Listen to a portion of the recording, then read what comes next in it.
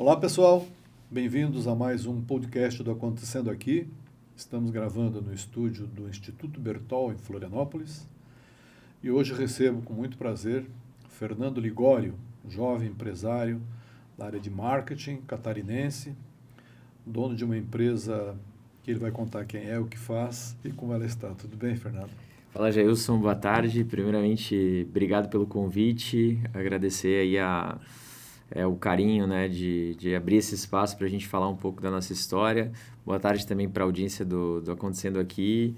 E é isso aí, vamos bater um papo, vamos falar um pouquinho de empreendedorismo, do mercado de comunicação e o que mais aí a gente quiser explorar, né? É isso aí, se quiser falar mal de alguém também. É a hora, boa. Tá? Então é assim, o Fernando montou a empresa dele em 2010, portanto 15 anos que você está no mercado. A origem é uma empresa voltada para festas universitárias na Universidade Federal de Santa Catarina, onde ele se formou em administração, com mais 2 colegas. E a primeira sede deles foi num apartamento de 70 metros, né? 404, que deu origem ao nome do grupo. Exato. Depois de alguns anos, vocês adotaram o 404. Na Cozinha da República. Na Cozinha da República era uma empresa de festas universitárias. Mas em 2013 já começaram, 3 anos depois, a fazer eventos corporativos. 2017 foram para São Paulo, 2018 abriram outras filiais e viraram uma empresa de atuação nacional, especializada em marketing e eventos, promoções, ativação de marca. E nós vamos falar sobre esse universo aqui. Mas vamos começar primeiro falando sobre o que deu em vocês de fazer uma festa universitária. Era só para beber cerveja? Não? Cara, na verdade, a gente tava vindo para cá agora, eu e o Diego, que é o nosso head aí de comunicação do grupo, e a gente passou em frente à Universidade, né, Federal de Santa Catarina, que foi onde eu me formei, passamos em frente ao apartamento que eu morava lá, e ele me perguntou se eu sentia saudade. Ele falou, sente saudade aqui da UFSC? Eu falo assim, cara, eu não sinto saudade porque foi um período para mim de bastante sacrifício, assim, sabe? Porque eu morava na divisa entre São José e Palhoça, então eu pegava todo dia 2 horas de ônibus para ir, 2 horas de ônibus para voltar. Eu sentia ali a faculdade como uma contagem regressiva para minha entrada no mercado e eu sentia que eu tinha que resolver, né, até por questões assim de financeiras da minha família na época, eu tinha que resolver e tinha que encontrar um caminho para seguir a partir da minha formatura, né? Então, na verdade, quando eu tinha meus 21, 22 anos ali, eu comecei a me questionar o que eu ia fazer da minha vida quando eu me formasse, né? E eu não me via seguindo o caminho tradicional que todos os universitários da época queriam seguir, que era... Banco do Brasil, ou ser trainee, né? Tava muito na moda ser trainee fora e tal. E eu queria, na verdade, dar um jeito de ficar em Florianópolis. E esse era meu sonho na época, né? Tinha acabado de conhecer a minha namorada, que hoje é minha esposa. E essa era mais uma motivação para eu continuar aqui. E aí eu comecei, cara, vou abrir um negócio, né? E na época, na minha família, eu fui descobrir a palavra empreendedorismo, na verdade, quando eu entrei na faculdade, né? Não era algo falado dentro da minha realidade, esse termo e trabalhar isso como uma opção de carreira, né? Quando não tem dinheiro, o caminho mais convencional é tu trabalhar para alguém, assim, né? Que é o caminho mais seguro. E aí eu comecei o que eu vou fazer, o que eu vou fazer da vida, né? E aí eu comecei a me questionar o que eu sabia fazer mais do que os outros com 22 anos. Uhum. E a conclusão é que nada, né? Porque alguém de 22 anos não é melhor, né? Dificilmente vai ser melhor em algo do que as outras pessoas. Mas a única coisa que eu tinha feito até então eram eventos, porque eu fui parte do movimento estudantil, né? Fui presidente de centro acadêmico, na verdade fiz parte do centro acadêmico, fui presidente de empresa júnior. E nessas experiências que eu tive, né, eu tinha tido a oportunidade de realizar alguns eventos, então sabia mais ou menos como funcionava. E, cara, decidi usar essa minha influência ali como liderança, né, do movimento estudantil para captar alguns clientes que eram, na verdade, meus colegas de empresa júnior, meus colegas de centro acadêmico. Uhum. Então, comecei fazendo essas festas, né, e esses eventos, o evento de empresa júnior, a festa de um centro acadêmico, de outro. E assim começou a nossa história, né? E a partir disso convidei esses amigos que moravam comigo na República, né? Pra gente dar esse pontapé inicial. Mas, cara, é aquela história tradicional de empreendedorismo. A gente não tinha dinheiro, não tinha cliente, não tinha ideia do mercado que a gente estava se metendo, mas tinha um fator que eu considero até hoje muito poderoso, que é essa inocência do jovem, essa vontade do jovem, né, de fazer acontecer, né, que eu chamo de tesão de jovem, né? Então, o tesão de jovem é um negócio muito poderoso, assim, e eu acho que a gente usou muito bem, né, dessa vontade grande que a gente tinha de fazer as coisas acontecer e dessa crença cara, essa falta de discernimento do que é possível e do que é impossível. E os né? três tinham vocação para eventos? Vocês tinham essa conversa? Cara, a gente estava numa situação bem parecida, né? A gente estava numa situação, acho que bem parecida, assim, eu acho que, na verdade, né, eu, eu e o Miguel, na época, a gente meio que não tinha opção, né? A gente se abraçava, não tinha uma opção melhor na mesa, assim, sabe? Então, acho que a gente foi meio que all-in porque era o que a gente tinha. O Vitor, ele tava naquele momento, ele era concursado, né? E tava com um concurso, assim, de nível médio e tal, e decidiu abrir mão. Então, na verdade, a gente estava todo mundo mais ou menos no mesmo barco, né? Ninguém estava encaminhado em alguma carreira. E a gente decidiu tentar e, cara, ainda bem que a gente começou, né? As coisas deram certo. Acho que daí o resto é história, assim, né? E quando é que surgiu a Voe? Foi ainda na universidade? Ou Foi na universidade. Foi dentro da universidade. A gente teve primeiro uma empresa com outro sócio, que era o Cris, que chamava Cromo, que a gente fazia festas universitárias. Aí, quando a gente foi para a Voe, ela já nasceu com essa proposta de ser menos uma empresa de festas universitárias e trabalhar um pouco mais esses eventos corporativos, de plenária e tal. Na verdade, naquele momento eu já tinha entendido que o mercado de bilheteria, ele era um mercado um pouco ingrato, assim, né? Porque eu sentia que eu perdia, ganhava numa, perdia em duas, ganhava na terceira, então eu estava sempre naquela roda gigante ali que não trazia uma estabilidade, né? Aquela montanha-russa, assim, de dar certo, errado, dar certo, errado. E aí eu queria trabalhar, e eu percebi também que esses eventos, esses congressos, eles tinham um ticket maior, né? E basicamente, no modelo de agência, tu ganha sob a administração de um orçamento, né? E aí, cara, basicamente os primeiros eventos dessa proposta que a gente realizou foram os eventos de empresa júnior, que são encontros nacionais, encontros estaduais para 2.000 pessoas, 1.000 pessoas, tem que cuidar de toda a logística, de hospedagem e tal. E aí a gente sempre teve essa mentalidade desbravadora, que nos persegue até hoje, né? A gente tem 5 escritórios espalhados pelo Brasil e a gente sempre olhou o Brasil como mercado, assim, a gente nunca se limitou aos territórios dos estados, né? Pô, a gente está aqui em Santa Catarina, vai atuar em Santa Catarina. O primeiro grande evento que a gente fez, que eu acho que foi o quarto, na verdade foi o primeiro evento fechado pela Voe, se eu não estou enganado, ele foi o Encontro Nacional de Empresários Juniores, que aconteceu em Foz do Iguaçu, e reuniu 1.800 pessoas. Então, a gente cuidou de toda a logística de hospedagem, de alimentação, das festas, da parte de plenária, programação, tudo do evento, né?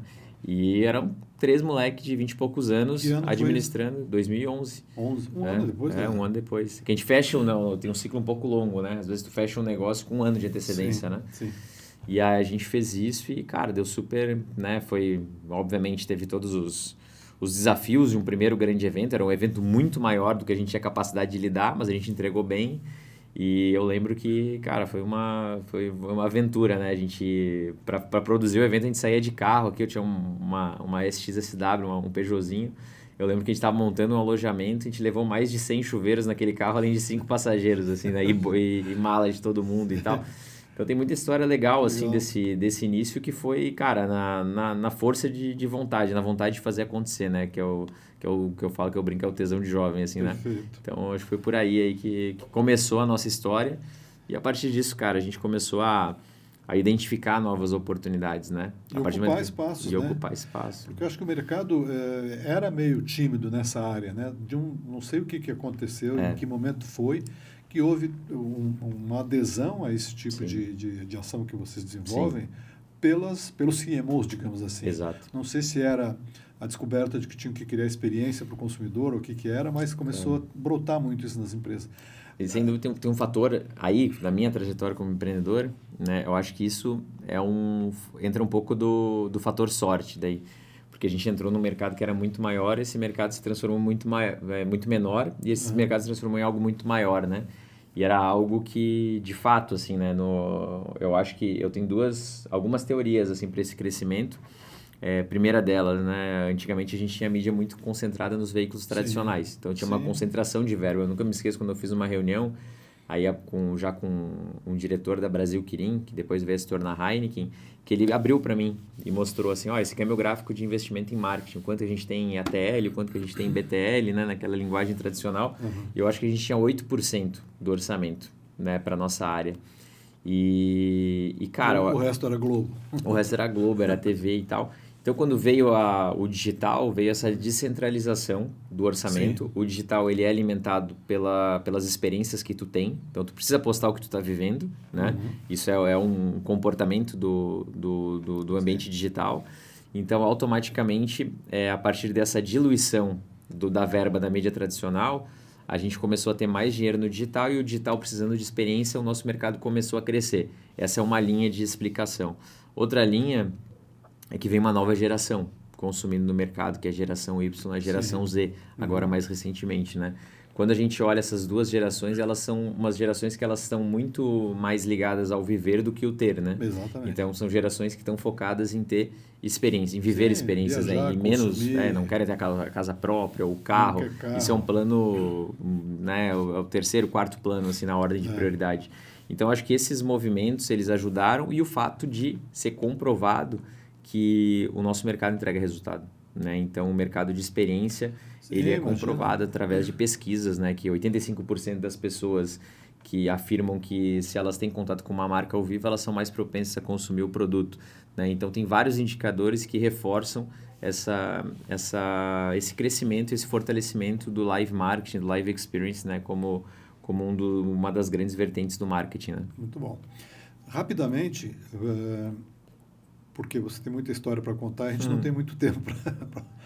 A trajetória da tua empresa até se transformar num grupo com 4 Sim. empresas. Eu queria que você falasse um pouquinho das 4, o que cada uma oferece ao mercado. E o tamanho que vocês têm. Eu tinha a ideia que vocês tinham 4 escritórios, você falou que tem 5, tem mais um aí que eu não conheço. Fala um pouquinho disso para a nossa audiência. Vamos lá. A gente começou em 2010, a empresa. Nos tornamos, assim, dentro do nosso sonho inicial, que era sobreviver do negócio, rapidamente a gente conseguiu, né? Eu acho que era sobreviver, eu tinha 2 sonhos, né? Pô, eu quero viver de uma ideia da minha cabeça, assim, que eu criei, e quero trabalhar com meus amigos, né? Esses eram 2 pontos que eu falo, cara, se eu conseguir isso, eu sou um dos caras mais felizes do mundo, assim. E esses 2 sonhos rapidamente a gente conseguiu atingir, eu me uni com essas pessoas, né, com meus sócios, com meus amigos, que compartilhavam desse mesmo sonho. E aí a vida ficou meio tranquila demais, assim, muito rápido para mim, assim, sabe? A gente comecei a chegar em casa e falar, pô, é isso aqui, então, né? Comecei cara, acho que é muito da cabeça empreendedora mesmo, assim, de ter essa mentalidade meio viking, assim, de desbravar, de vamos entrar num carro, como a gente fez Foz do Iguaçu, depois fizemos Rio de Janeiro, né? A gente tinha essa mentalidade de olhar o Brasil como mercado, e aí a gente decidiu, cara, não, precisamos mais, o mercado em Santa Catarina tem um limite, né? A gente gostaria de extrapolar esse limite. Aí, se eu não estou enganado, cara, acho que 4 anos depois, a gente abriu Porto Alegre, né? A gente abriu o escritório em Porto Alegre, ganhamos a conta do Sebrae, no Rio Grande do Sul, para ser agência de eventos do Sebrae Rio Grande do Sul. Já tínhamos a conta do Sebrae Santa Catarina também. Depois disso, a gente abriu Caxias, porque a gente fez a Festa da Uva, que é o maior evento do Rio Grande do Sul. Então, a gente chegou a ter escritório em Caxias. Nesse meio do caminho, a gente abriu... Cara, a Heineken comprou a Brasil Kirin. A Heineken abre parênteses, né? Brasil Kirin, Skin Cariol, Brasil Kirin, Heineken, né? Foi uma ordem de sucessões aí de compra, né? A Brasil Kirin comprou a Skin Cariol e a Heineken comprou a Brasil Kirin. E eles foram a primeira empresa a patrocinar um projeto nosso. Na época que a gente estava, né, nessa estrutura de ter alguns eventos proprietários já no nosso portfólio. E aí, né, a gente vendeu um patrocínio e desse patrocínio a gente vendeu um primeiro projeto como agência para Brasil Kirin e depois Heineken, né? Então, quando a Heineken comprou a Brasil Kirin, um dos diretores falou, cara, vocês precisam estar em São Paulo, é lá que tudo está acontecendo, vocês têm vontade, né, de fazer acontecer, vocês são bons e vocês precisam estar lá. E aí a gente não pensou 2 vezes e em 2018, né, final de 2018, acredito que a gente tenha ido para São Paulo começar a nossa operação, já sabendo que a gente estava indo para o maior mercado do Brasil, né? E que aí, brigar obviamente... com as grandes, né? Ia brigar com as grandes. Aí 2019 foi o primeiro ano cheio, né, em São Paulo. Acho que um fato marcante assim, dessa trajetória que a gente falava assim, a gente olhava o portfólio das grandes e falava assim, pô, toda agência grande tem cervejaria e tem banco no portfólio, então precisa de um banco, né? E em 2019 a gente conseguiu entrar no Bradesco, né, se tornar uma das agências do Bradesco, e aí o nosso ano tava, né, outros clientes entrando e tal, tava caminhando assim para uma trajetória que estava começando a ser promissora. Veio a pandemia, né, 2020. Obviamente, nosso mercado... Todo mundo em casa, né? Todo mundo em casa, nosso mercado travou. Travou total. Mas assim, cara, a gente entendeu como uma oportunidade aquilo, assim, sabe? Porque a gente falou assim, agora o mercado era bastante fechado, né? Só que a gente falou, agora zerou tudo, né? Zerou tudo e a gente sempre foi muito com uma mentalidade de negócio. Então a gente sempre foi muito capitalizado, né? A gente sempre teve, por muito tempo a gente teve aquela mentalidade de empresa rica, dono pobre, né? Então o dinheiro a gente reinvestia, a gente focava em fluxo de caixa. Empreendedor, né? E aí, cara, quando rolou a pandemia, a gente também acho que adotou uma estratégia certa, assim, sabe? A gente fez muita discussão estratégica, a gente segurou os custos e a gente falou, não, a gente não vai tentar virar uma empresa de eventos digitais, porque a gente não acredita nisso. E quando voltar, a gente vai estar capitalizado para ter as melhores mentes do mercado, para montar time competitivo. E, ao mesmo tempo, as pessoas do marketing e de eventos das empresas, elas também ficaram sem trabalhar. E a gente percebeu que elas precisavam fazer alguma coisa. Então, o que elas começaram a fazer? Abrir espaço para entrar novas agências. Né? E a gente começou a aproveitar essas oportunidades. No meio do final da pandemia, ali em 2021, a gente também abriu nosso escritório em Brasília. A gente ganhou a licitação do Sebrae Nacional. Hoje a gente tem outros escritórios em Brasília também. Né? E durante a pandemia, então, acho que ela foi um divisor de águas, porque a gente ajustou muito a rota e a gente saiu de lá com uma ideia de empreender muito dentro do mercado de live marketing, de experiências ao vivo. E aí surgem diversos spin-offs que hoje é a configuração de grupo que a gente tem, né? Então, a gente lança Hitmakers, que é a nossa empresa de projetos proprietários, que sempre teve no nosso DNA a realização. Comecei fazendo festas universitárias que tinham essa dinâmica de proprietário, O que é a diferença, né, do evento proprietário, né? Vamos lá, a Voe é uma agência de live marketing. Na Voe a gente atende hoje os maiores clientes do Brasil.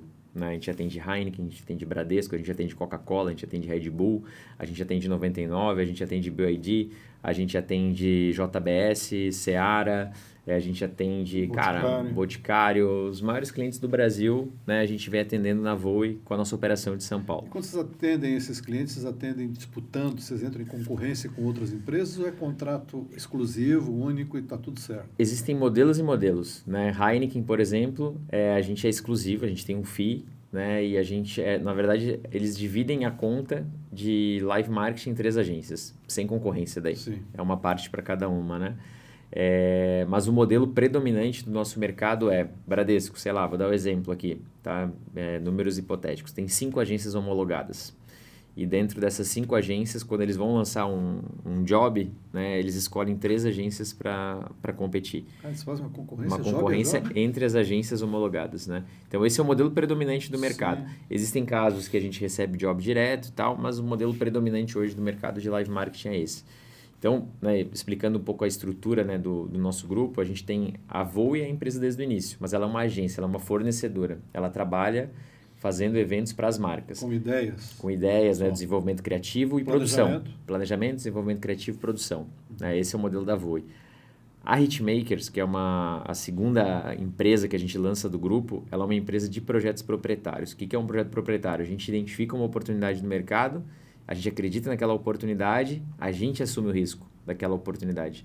Né? E aí a gente tem um festival em Fernando de Noronha, a gente tem o evento que deu origem à nossa empresa, também um dos eventos que deu origem, que é o Universipraia, que acontece aqui em Florianópolis.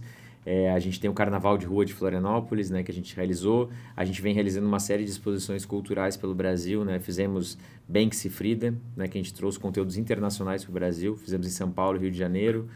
Fizemos Heróis DC, que também licenciamos o conteúdo junto com a Warner, né? Desenvolvemos e produzimos esse conteúdo no Brasil.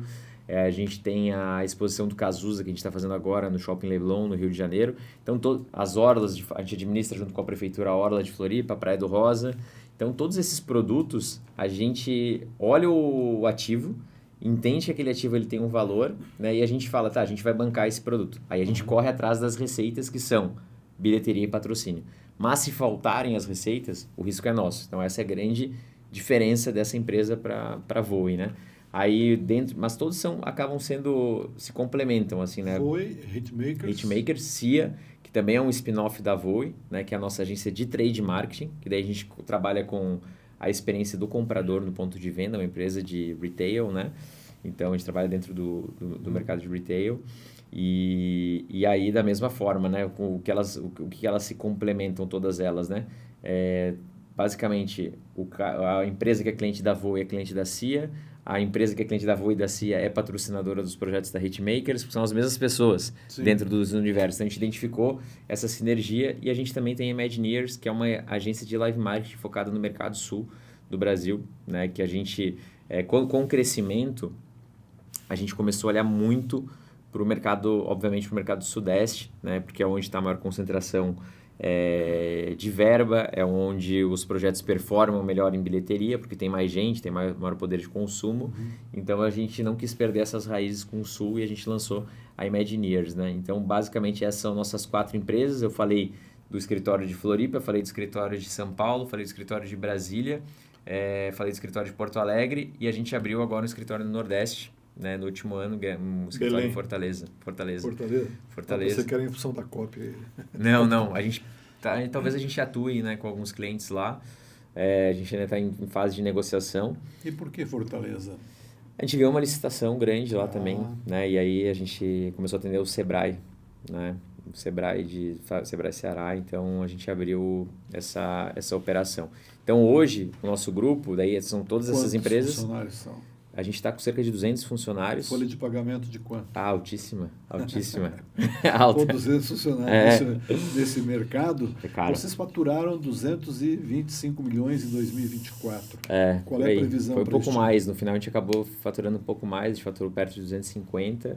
Cara, a gente tem uma expectativa de faturar na casa de 300 milhões, superar um pouco os 300 milhões esse ano. E o que é, quando você fala faturamento, é o dinheiro que passa pela empresa, que você gera as notas fiscais, isso é receita tua, Sim. Ou é patrocínio que passa e você intermedia e repassa? Hoje praticamente todo o dinheiro passa na nossa conta, né?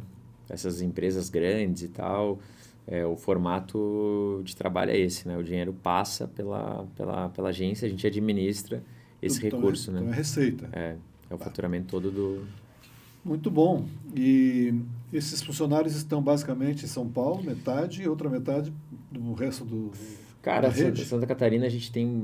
Santa Catarina é um estado muito relevante para a gente, quando a gente soma os ativos que a gente tem da Hitmakers aqui, o trabalho de trade que a gente faz por aqui também, e o trabalho que a Voe faz. Então, Santa Catarina somado é uma operação bem relevante para a gente. Bem relevante, até porque é a nossa casa, onde a gente começou, uma fortaleza que a gente tem, mas obviamente São Paulo hoje é a maior receita, né? São Paulo a gente tem a maior receita e a concentração acho que a gente tem umas 70 pessoas em São Paulo, mais ou menos, 75, o escritório lá é gigante, o escritório de 800 metros quadrados na Vila Madalena.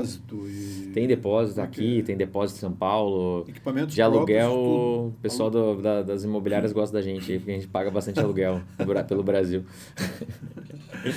Ô, Fernando, vou falar um pouquinho de mercado.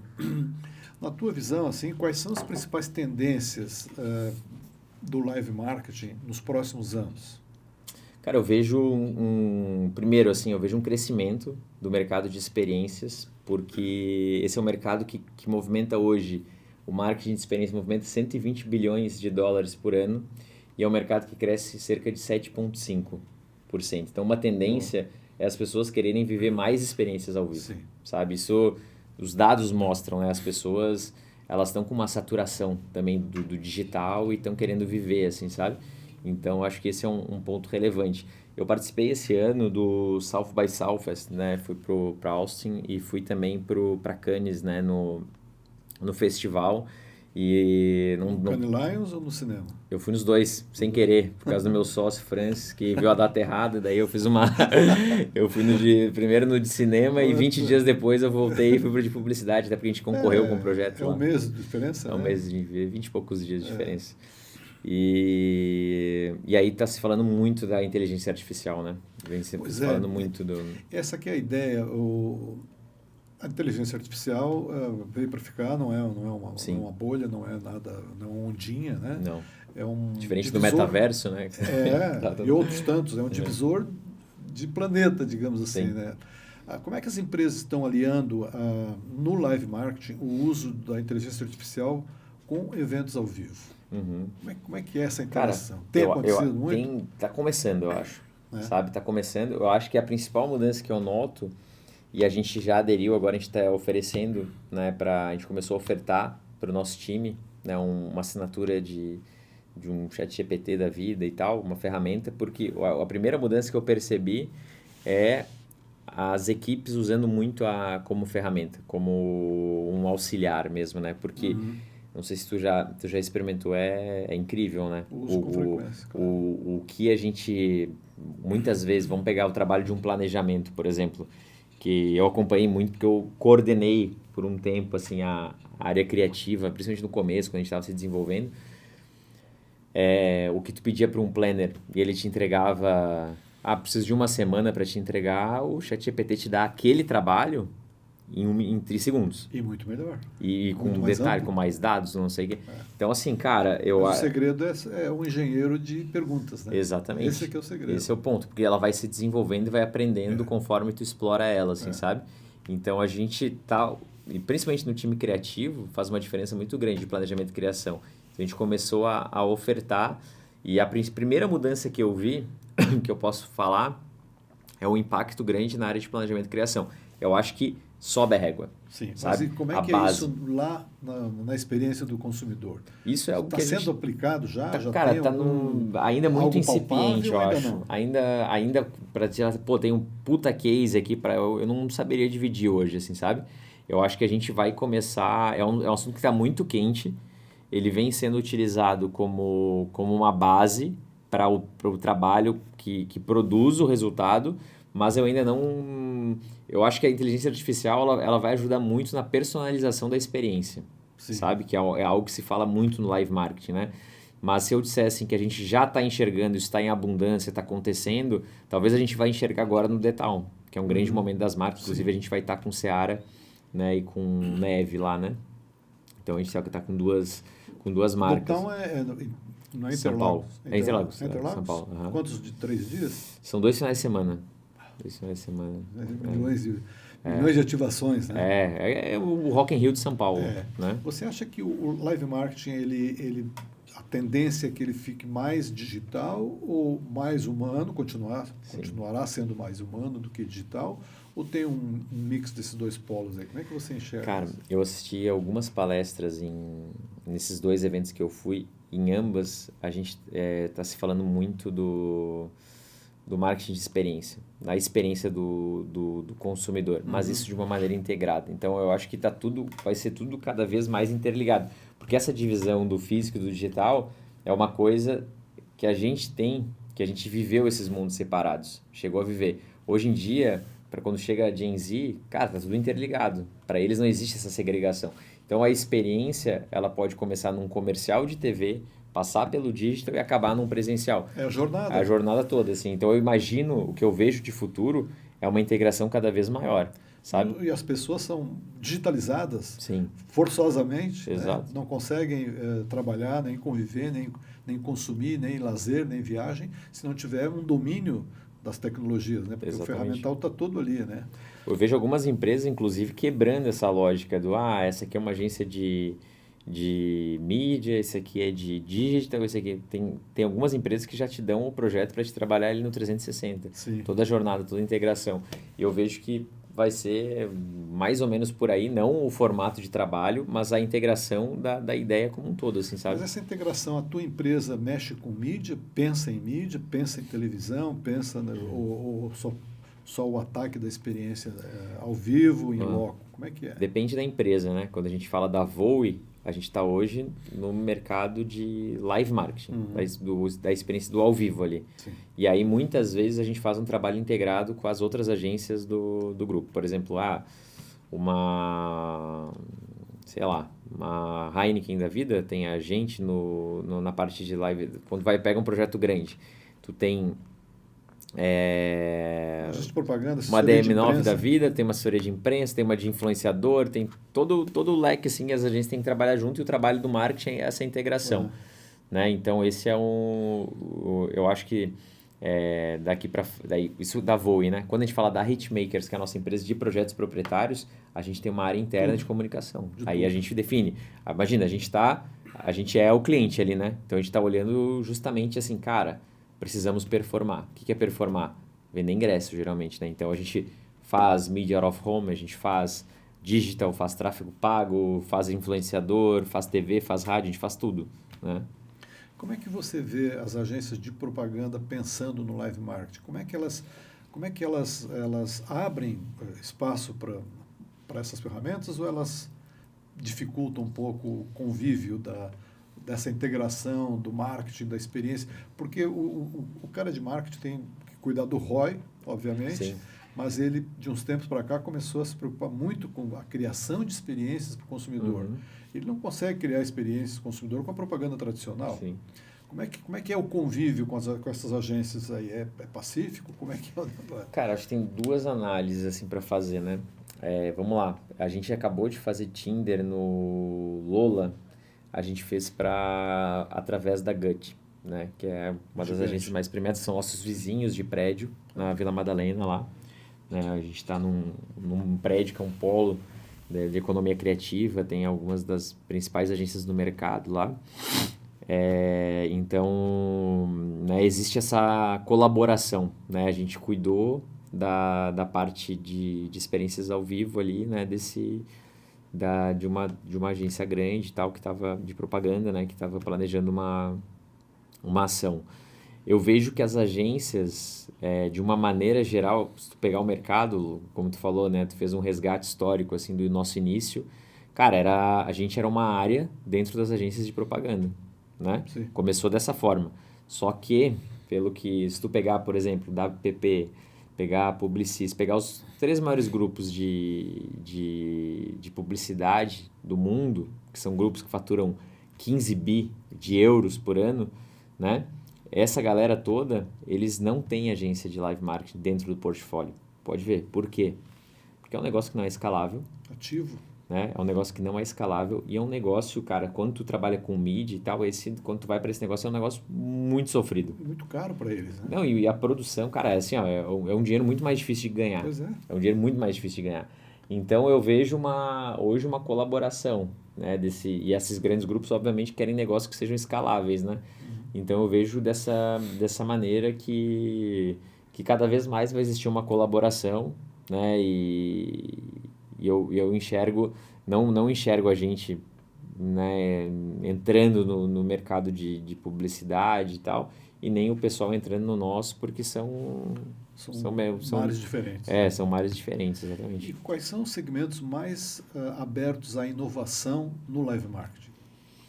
Segmentos de Cara, mercado. eu acho que todo mundo que trabalha com público jovem, todas as marcas que querem interagir com o público Bebidas, jovem, bebidas, as marcas que participam de games. festivais, né, que estão presentes nesses momentos de consumo do jovem, não adianta ser quadrado, né? Se tu quer conversar com o jovem, tu tem que dialogar né, Com as tribos dele. com as tribos. Então, acho que todas as marcas que atuam dentro desses universos, elas são abertas, né? Quando tu fala de uma Heineken, de Coca-Cola, de Red Bull, de Seara, né? Clientes que a gente atende, eu acho que todos eles, nesses momentos, né? Em ambientes mais informais, todas elas abrem bastante espaço para criatividade e para inovação, assim, sabe?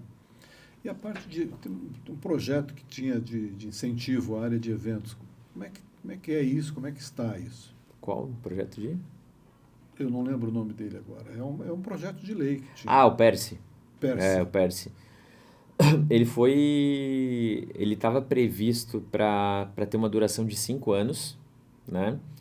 E o Perse, para quem não sabe, né, foi um programa de incentivo para as agências de live marketing, de eventos, para todo mundo que trabalha nesse universo que foi muito impactado durante a pandemia. Então, como uma forma de recuperação desse mercado, os impostos federais, né, foi feito um período em que a gente não precisava pagar impostos federais, né, justamente para incentivar o movimento do mercado e a retomada do nosso segmento de turismo e diversos outros. A previsão inicial é que esse programa durasse 5 anos, só que, né, o governo atual fez uma avaliação de que tinha sido consumido o crédito que havia sido previsto para ser ocupado em 5 anos, foi consumido em 3. Então, se negociou, né, ou na verdade se estabeleceu uma redução do prazo. O prazo acabou agora em março, se eu não estou enganado, e agora a gente está operando com planilha cheia, imposto cheio. Então, acabou os que era doce. Bom, e o que está sendo preparado para os próximos anos da sua empresa, do seu grupo?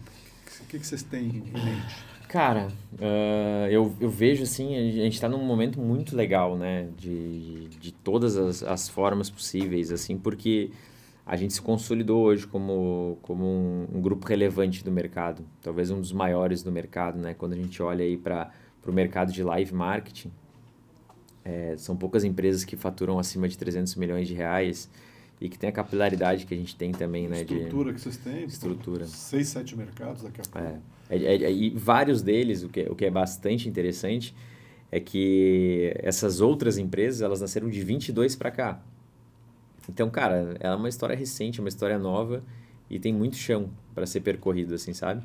Isso pra gente, eu olho assim como um mar de oportunidades, o que a gente tem a percorrer. Então, eu prevejo crescimento, né? Eu vejo que... Crescimento geográfico ou crescimento em capilaridade de serviços? Não, eu vejo o crescimento das empresas que estão no grupo, né? Eu acho que a gente tem, por exemplo, assim, tirando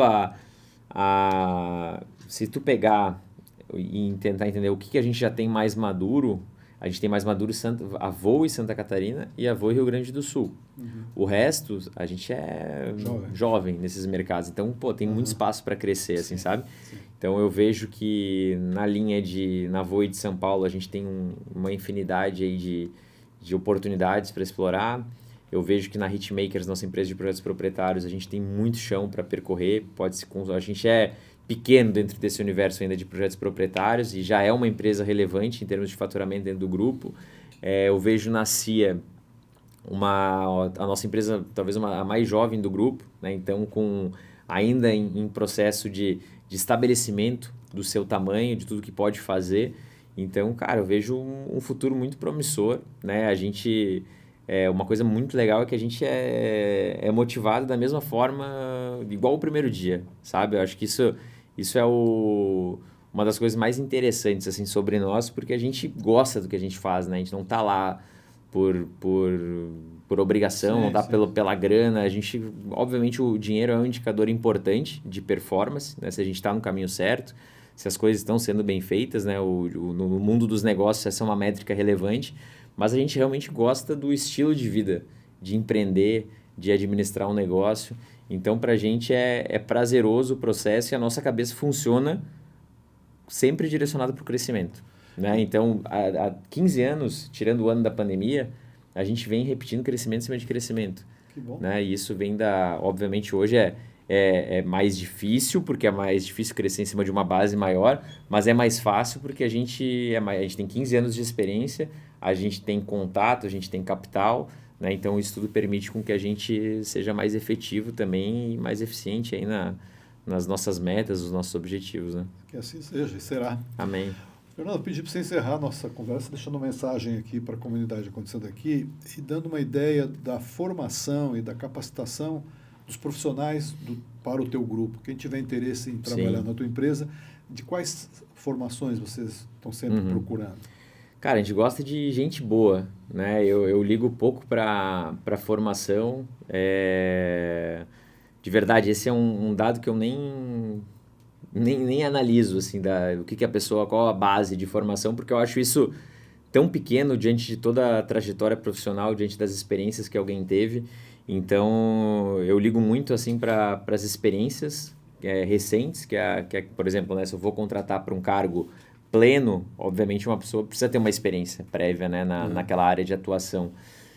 Mas eu tento analisar muito soft skills, assim, também, né, durante a entrevista. Então, a formação é algo que de verdade para mim não é a coisa mais relevante que tem, A gente tem engenheiros lá dentro. Hoje, por exemplo, o diretor de operações da Hitmakers é engenheiro ambiental, sanitário, alguma coisa assim, né?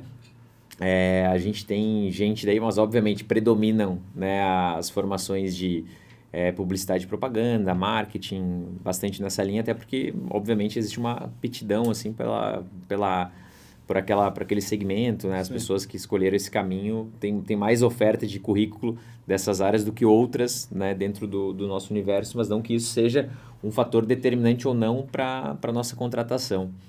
Então, a gente está atrás de gente boa, né? Gente que queira vencer, que queira fazer acontecer. Sempre que alguém entra dentro do nosso grupo, quando eu tenho a oportunidade de conversar, eu falo assim, cara, tu vai definir teu tamanho aqui dentro, né? E eu acho que isso é algo que a gente tenta ser discurso e prática, assim, sabe? Então, esse é um ponto relevante. E se eu pudesse deixar alguma mensagem... Eu não sei, eu vou trazer algo que funciona para mim, assim, né? Eu falo que a única forma de a gente ser acima da média em algo é se a gente for obcecado por aquilo, assim, sabe? Então, eu uso muito a obsessão, assim, a vontade de vencer como um combustível poderoso para alcançar resultados acima da média. E eu sou alguém que não veio de berço, né? Fiz a minha história, estudei a vida inteira, praticamente a minha vida inteira em colégio público. Comecei minha empresa sem dinheiro, né? Então, não recebi nada de mão beijada, assim. O que eu conquistei foi com o meu trabalho. E o meu grande diferencial, acho que foi ser obcecado, né? Por vencer, assim, por sair da situação que eu estava. Então, se eu puder deixar um conselho, acho que é esse, assim, né? Se você quer ter resultados acima da média, provavelmente no mundo competitivo como que a gente vive, tu vai ter que ser obcecado, né? Por alcançar esses resultados. Perfeito, esse é o perfil. Isso aí. Fernando, obrigadíssimo por ter vindo aqui, né, pela disposição de abrir um pouco as informações da tua empresa, do teu grupo.